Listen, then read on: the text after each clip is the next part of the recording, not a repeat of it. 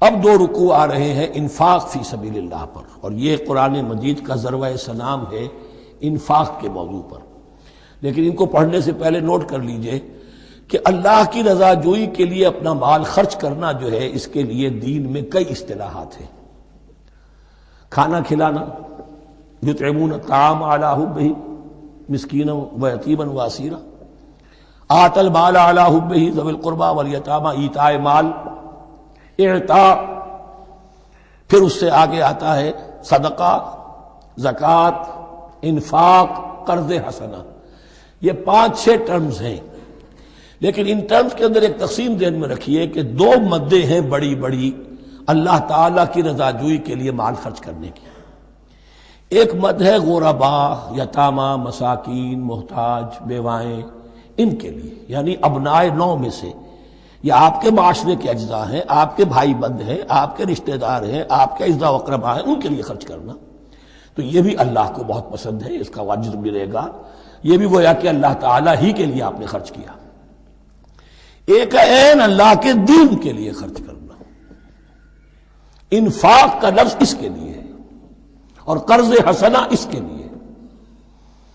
انفاق کے مال، انفاق فی سبیل اللہ، اللہ کی راہ میں خرچ کرنا،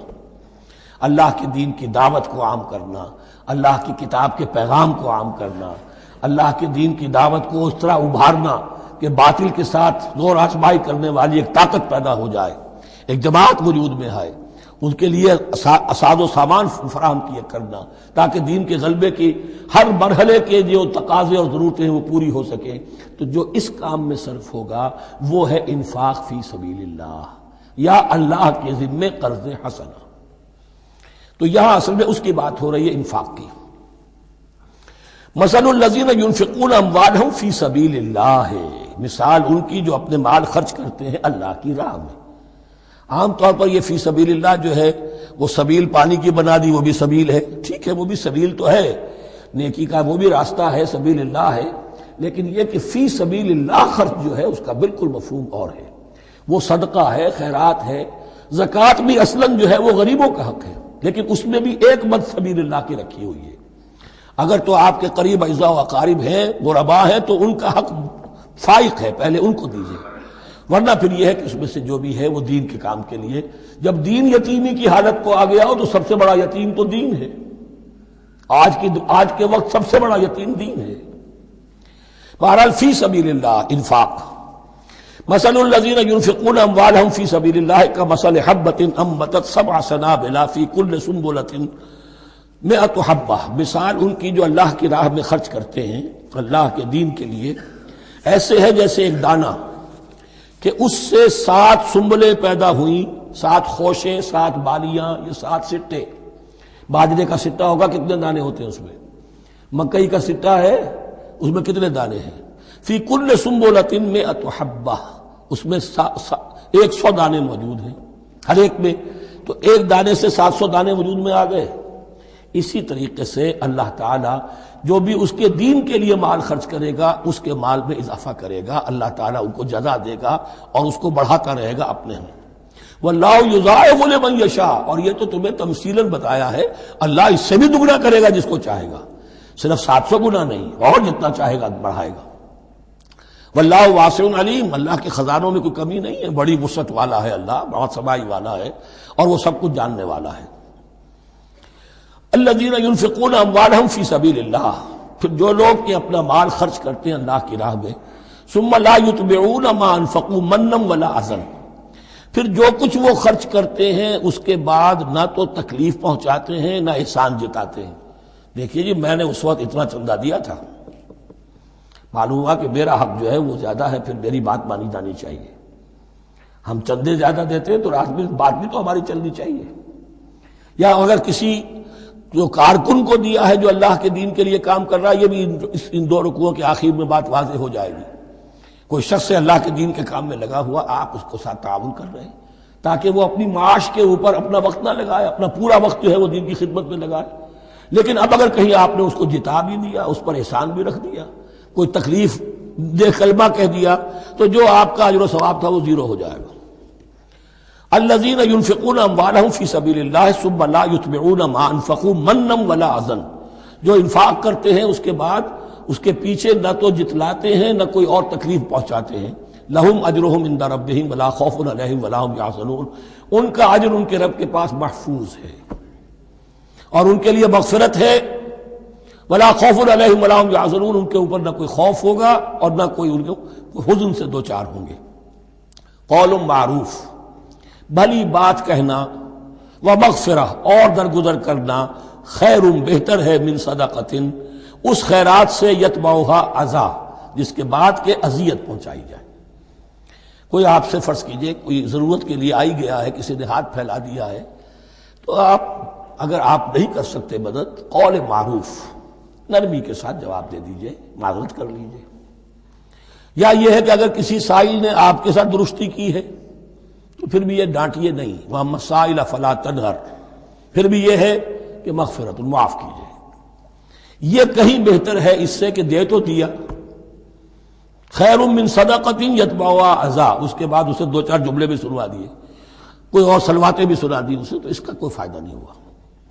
واللہ غنی حلیم، اللہ تعالیٰ غنی ہے اور حلیم ہے۔ یہ کیوں کہا گیا کہ تم اگر کسی کو دے رہے ہو تو اصل میں اللہ کو دے رہے ہو۔ ایک حدیث میں آتا ہے کہ اللہ تعالیٰ اپنے بندے سے شکایت کرے گا، اے میرے بندے تیرے پاس مال تھا، میں نے تجھ سے مال طلب کیا تھا، میں بھوکا تھا، میں نے تجھ سے روٹی مانگی، تو نے مجھے کھلایا نہیں۔ بندہ کہے اللہ تو غنی ہے، تجھے بھوک، تجھے احتیاج، کہ وہ جو میرا بندہ تھا جو بھوکا تھا، اس نے جو مانگا تھا تجھ سے وہ میں ہی تھا، اصل میرا بندہ تھا۔ الخلق عیال اللہ، تجھ سے انہیں کھانے کو نہیں دیا تجھے، تو گویا کہ مجھے نہیں دیا۔ اے میرے بندے میں ننگا تھا، میں نے تجھ سے میں چاہا کہ میرا سطر ڈھانپ دے، مجھے کوئی لباس دے دے، لیکن یہ کہ تو نے نہیں دیا۔ یہ اسی طریقے سے تو سمجھ لیجئے کہ اللہ تو غنی ہے، جو دے رہے ہو سمجھ لو کہ اللہ کو دے رہے ہو، اور حلیم ہے، وہ حلم والا ہے، فوراً نہیں پکڑتا تمہیں۔ تم جو بھی کرتے ہو، جو دل سے اتری ہوئی شے وہ اللہ کے نام پہ دے دو، جو ردی چیز ہے وہ اللہ کے نام پہ دے دو، تو اللہ تعالیٰ کی غیرت جو ہے اسی وقت اگر جوش میں آ جائے اور تمہیں پیس کے سرما کر دے وہ، تو وہ کر سکتا ہے، لیکن نہیں، حلیم ہے، وہ دیکھتا ہے کہ میری توہین کر رہا ہے، مجھے دے رہا ہے اور یہ دے رہا ہے۔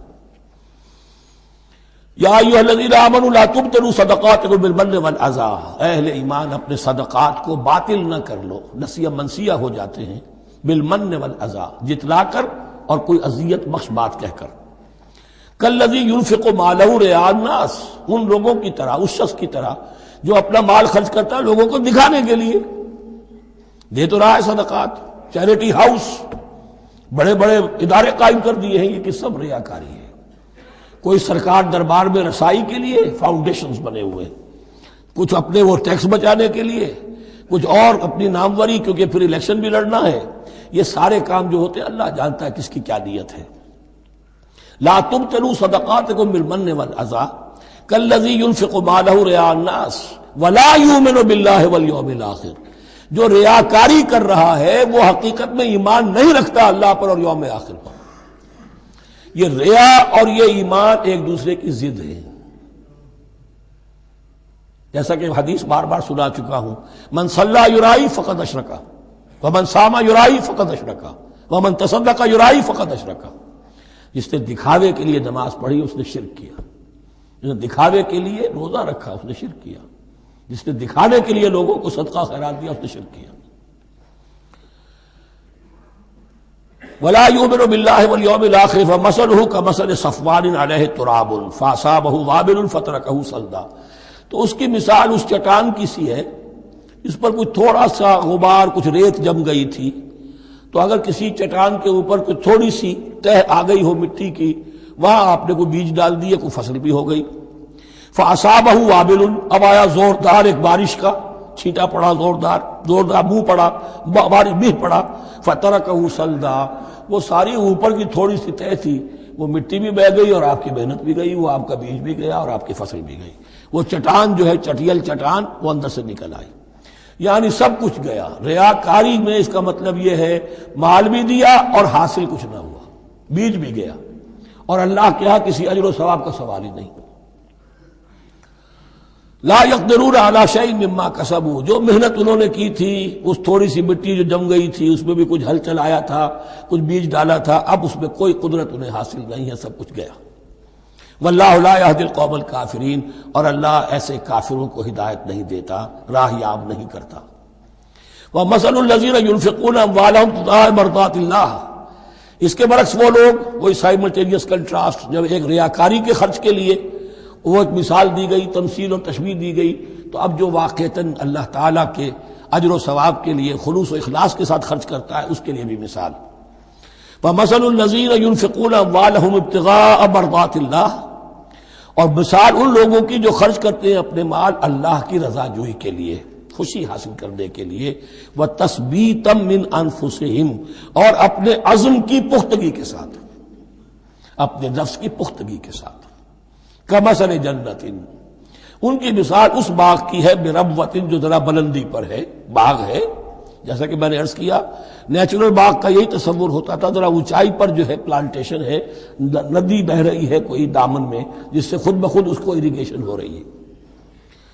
کمثل جنت بربوۃ، یہیں سے یہ قادیانیوں نے لفظ ربوہ لے کر اور اپنا وہ شہر بنایا ہے پاکستان میں۔ اصابہ وابل، اب اگر اس باغ کے اوپر زوردار منہ آ جائے، بھی آ جائے، خوب بارش برسے، فآتت اکلھا ضعفین، تو اس کا پھل جو ہے دگنا ہو جائے گا۔ فإن لم يصبها وابل فطل، اور اگر زوردار میںہ نہ آئے، بارش نہ برسے، تو تھوڑا بہت چھینٹا بھی پڑے گا تب بھی اس کا تو بہرحال پھل جو ہے وہ برقرار رہے گا۔ واللہ بما تعملون بصیر، اور جو کچھ تم کر رہے ہو اللہ تعالیٰ اس کو دیکھ رہا ہے۔ دروں بینی کرتے رہا کرو کہ تم یہ مال جو خرچ کر رہے ہو واقعتاً خلوص دل کے ساتھ، اخلاص نیت کے ساتھ اللہ ہی کے لیے کر رہے ہو، کہیں اس میں کوئی اور جذبہ، کہیں تمہارا غیر شعوری طور پر کوئی جذبہ شامل نہ ہو جائے، تو انٹراسپیکشن ہو، اپنے غریبانوں میں جھانکتے رہو۔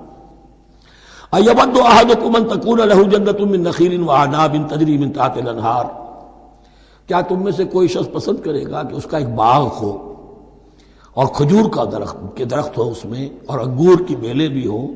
اور اس کے دامن میں ندیاں بہتی ہوں، نیچرل اریگیشن بھی ہے، کھجور کے درخت بھی ہیں، اور بیلوں کی ٹٹیاں لگی ہوئی ہیں انگوروں کی، اور انگوروں کی بیلیں ہیں۔ لہو فیہا من کل الثمرات، اس کے لیے اس باغ میں ہر طرح کا میوہ ہے۔ فاصابہ الکبر، اب اس پر بڑھاپا بھی طاری ہو گیا ہے۔ وَلَهُ ذُرِّيَّةٌ ضُعَفَاءُ، اور اس کی اولاد ہے ابھی چھوٹی عمر کی، کم سن ہے، کمزور ہے۔ فَأَصَابَهَا إِعْصَارٌ، کہ اچانک اس باغ کے اوپر ایک ایسا بگولا،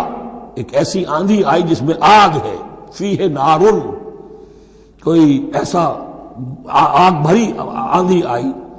فَأَصَابَهَا إِعْصَارٌ فِيهِ نَارٌ فَاحْتَرَقَتْ، پورا کا پورا باغ جل کر جھلس کر رہ گیا۔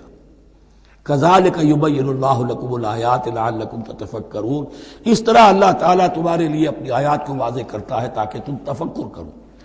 یعنی ایک انسان نے ساری عمر سمجھا ہے کہ بڑی میرے نیکی کمائی ہے، میں نے یہ کیا ہے، میں نے فاؤنڈیشن بنایا، میں نے مدرسہ قائم کر دیا، میں نے یتیم خانہ بنا دیا، لیکن یہ کہ اچانک کسی وقت آنکھ کھلے گی، جب آنکھ کھلی گل کی تو موسم تھا خزاں کا، معلوم ہوگا یہ تو کچھ بھی نہیں تھا، یہ تو گویا کہ ایک بگولا آیا سب کو جلا گیا، اس لیے کہ اس میں اخلاص تھا ہی نہیں، اس میں نیت جو ہے اس میں کھوٹ تھا، اس میں ریاکاری تھی، اس میں لوگوں کو دکھانا مقصود تھا۔ پھر حال وہی ہوگا جس طرح کہ وہ بوڑھا اب کفے افسوس مل رہا، اب کیا کرے، بوڑھا ہو چکا ہے، دوبارہ تو باغ لگا نہیں سکتا، لہذا جب وہ موت آ جائے گی تو گویا کہ اب اس کے لیے موقع نہیں ہے کہ دوبارہ کوئی کام اور کر سکے۔